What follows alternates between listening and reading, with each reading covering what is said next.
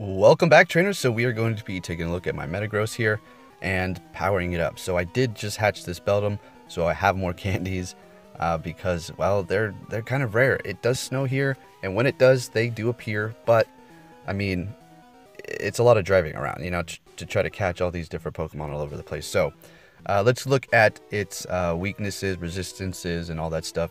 It is definitely not immune to poison. Okay, this is from the main series games.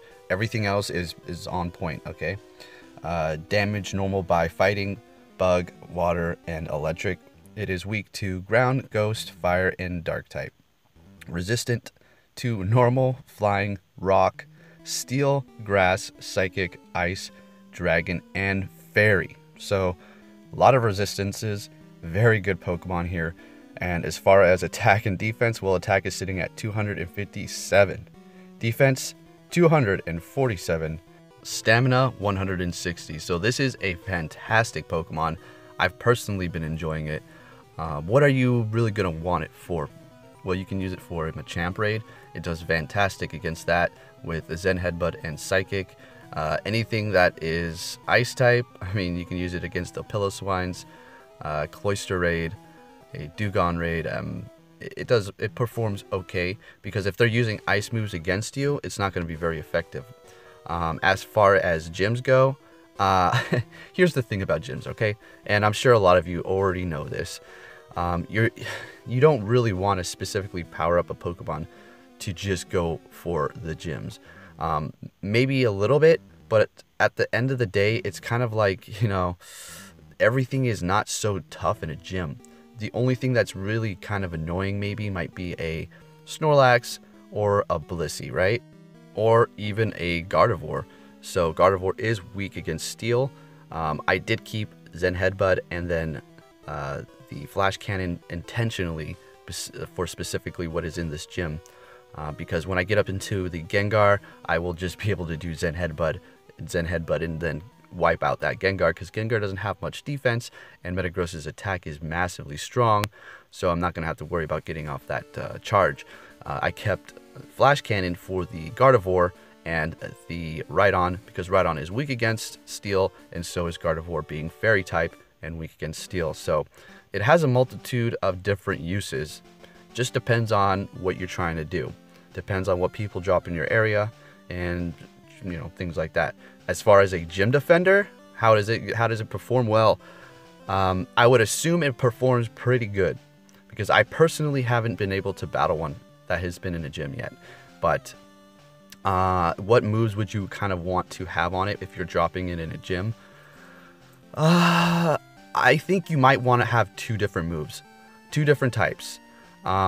This is just my personal opinion, okay? This isn't like fact or anything. I think you might want to have both either Psychic and a Steel move for a little bit of coverage on each end. So if they're using like a Gengar, I guess, to take you out, then it'll have Zen Headbutt. And then if they use anything else like a ground type move, usually a ground type move is usually mixed with rock, maybe a Rhydon or a Golem. They're going to hit with that Flash Cannon if they don't dodge, and it's going to do a pretty good amount of damage because it's super effective. But on the other hand, Earthquake is also good too, but then you have Psychic, and that is dealing 100 damage. They're all doing 100 damage right now, so it's pretty funny. But Psychic comes quick, it hits hard, and it, you know, if you're not really paying attention to exactly when you're supposed to be dodging, then that Psychic is going to hit you, like, just like, bam, it's going to come and just hit you. So what do I personally think the best moveset is going to be to dropping it in a gym? Maybe Bullet Punch and Psychic.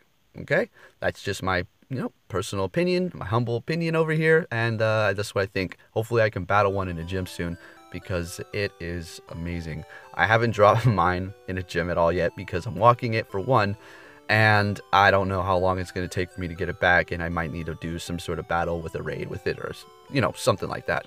So anyways, with that said, it's a fantastic Pokemon. Compared to Salamence, I mean, I don't really know if they're comparable, but Salamence can learn fire moves. So yeah, unless you're using two Psychic moves against the Salamence, or maybe two Steel moves, I guess, it's gonna, if they were going to go head to head, it'd be a tough decision. I mean, if I was fighting a Salamence with 2 fire moves in a gym, I'm pretty sure I can beat it with my Metagross. But if I was like, you know, say PvPing somebody and they bust out a Salamence and I have a Metagross, not that this is relevant, who would win? I don't know, really. Salamence has not that much defense, and Metagross has that defense. And if I had Psychic moves, I'd be able to wreck it pretty quick. So I don't know. They're both unique in their own, you know, way, right? I hope this gave you a little bit more insight on Metagross. What I think, my personal opinion over here. It's a darn good Pokemon. I really like it. So, with that said, I hope you're able to find those Bagons or whatever you have to do, hatch them. That was my first hatch, and you can tell I hatch a lot of eggs, so they're kind of rare. Maybe that's just a matter of chance, but that's literally my first one. I've been hatching Trapinch, like, oh my goodness. I wanted to hatch those at first, but now I'm just kind of like, oh gosh, because I definitely don't really want to power up a Flygon, because for what? I have a Kingdra. Kingdra is performing way better, because for one, it's not weak to ice. Kingdra. Flygon's 2 times weak against that, and I just feel like it just performs a little bit better than Flygon. The CP is around the same level there as it, Dragon or Kingdra and Flygon. But I definitely don't want to power one up. It's not, I'm not sorry, you know, I love Flygon. It looks cool with those like goggles over its eyes. It always has been a neat design Pokemon. And it's an okay Pokemon in the game. Really, it's almost not even that useful either. But unfortunately, its CP is too low, and its attack is kind of low.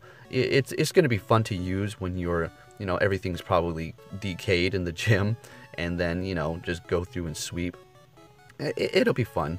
But as for powering it up, I'm not going to be powering one up now. I'd rather power up this Mightyana, this shiny Mightyana. Doesn't it just look so good?